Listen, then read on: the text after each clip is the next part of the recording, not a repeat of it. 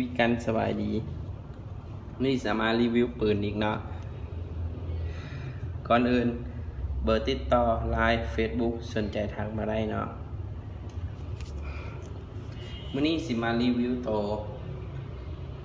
ปืนของค่าย EMG เนาะแต่กองสีเขียนว่า STI เพราะว่า STI เป็นผู้ให้ลิขสิทธิ์ลายของลิขสิทธิ์มักกิ้งเนาะของปืน EMG รุ่นนี้นะน่าจะมีคนหู้หลายเนาะแล้วก็ราคาสิสูงน้อยหนึ่งรุ่นนี้มาเบิ่งกองกันเป็นปืนโซนยุโรปเนาะสิมีแต่ปืนค่ายนี้สิเป็นโซนยุโรปแต่จะให้ทาง AW เป็นผู้ผลิตเนาะ AW เป็นผู้ผลิตเพราะนั้นมันสิเป็นmade in ไต้หวันเนาะโอเคเนาะกล่องเราสำนี้หน้าหลังเหมือนแล้วเนาะกล้องก็เรียบหรูคือกันเนาะกล้องสีดีไซน์แบบคือกับกล้องเกิบนี่แหละนี่เปิดออกมากล้องแข็งๆเลยนะเปิดออกมามี1ปืน1แมกกาซีนแล้วก็ปุ่มปลดแม็กแต่งมาให้แล้วก็เครื่องไว้ขันปลดสไลด์เนาะแต่ทั้ง5สีโบเฮ็ดให้เบิ่งเนาะเพราะว่าเครื่องยังไม่ใหม่ห้ามไม่อยากแกะเพราะตัวนี้มันมีรุ่นบอกเดียวในลาวถ้ามีบอกที่2เขากับโบฮูคือกันโอเคมาเบิ่งกัน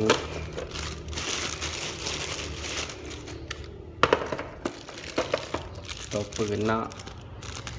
ตัวนี้สิบูมีคู่มืออย่างให้เลยเนาะเป็นปืนเพียวๆมาเลยกับแมกกาซีนเดี๋ยวสิใส่กลุ่มปลดแม็กให้เบิ่งให้ใส่ให้ความเท่เนาะเป็นแบบหันเข้าเนาะ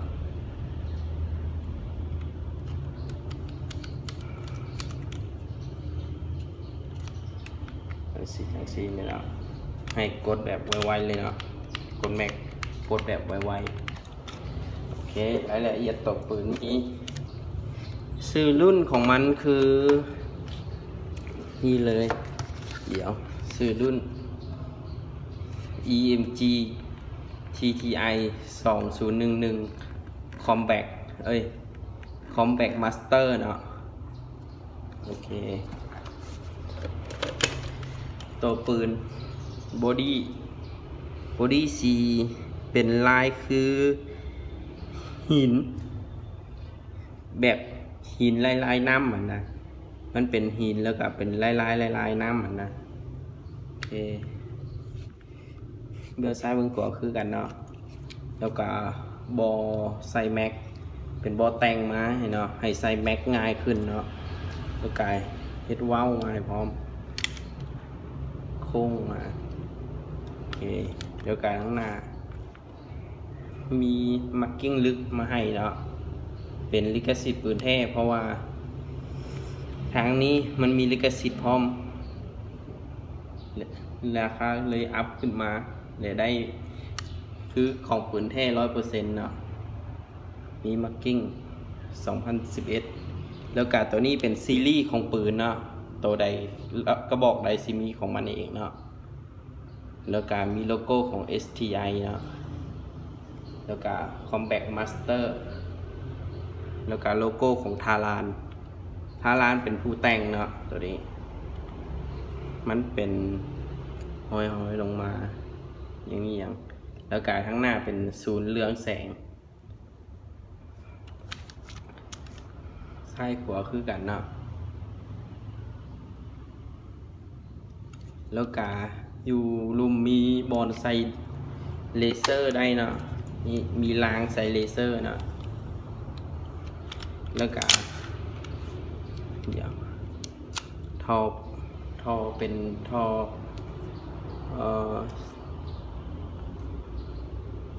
เป็นท่อสีดำทั้งนอกเป็นสีตะหมูเนาะท่อในดำท่อนอกสีตะหมูโอเคแล้วกาโตอย่างว่าทางเทิงนี้เป็นเจ้าสีมาร์กิ้งลึกเนาะแบบเจาะเลยเป็นเลเซอร์ยิงลงไปเลยเนาะโบแมนเต็มสีคือจังซี่เนาะอันนี้เลเซอร์เจาะลงไปเลยเนาะแล้วก็บอปล่อยอย่างว่าบอลปล่อยแก๊สบอกหรือเป็นสีแดงมาให้แต่งเป็นสีแดงมาให้แล้วก็มีเซฟซ้ายเบื้องซ้ายขวาเลยเนาะมีทั้งสองเบื้องเนาะโอเคนกซับลินได้คือกันเนาะแมกกาซีนคือของไฮกาปาธรรมดาแต่ทั้งลุ่มสีมีโลโก้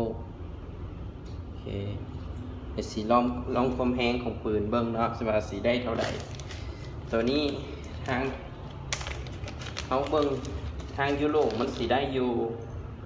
360340เอามาลองกันแต่4-5 นัดพอเนาะเพราะอันนี้โบอยากยิงหลายมันสิราคาตก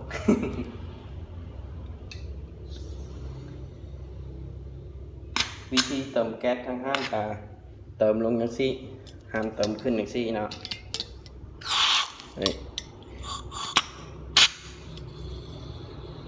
ประมาณ10 วิ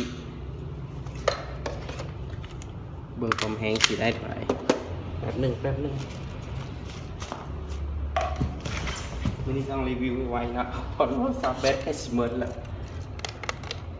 โอเค357วัดบ่ได้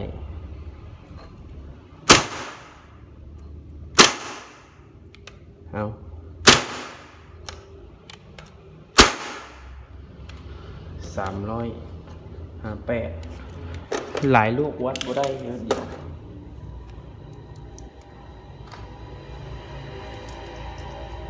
5758ก็เกือบตก60คือกันเนาะ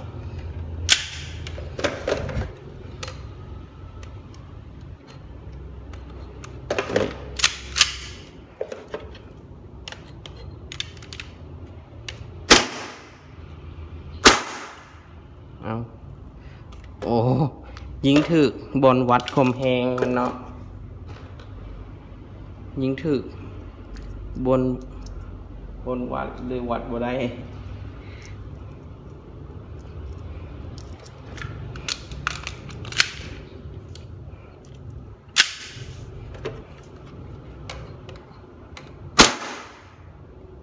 เป็นบ่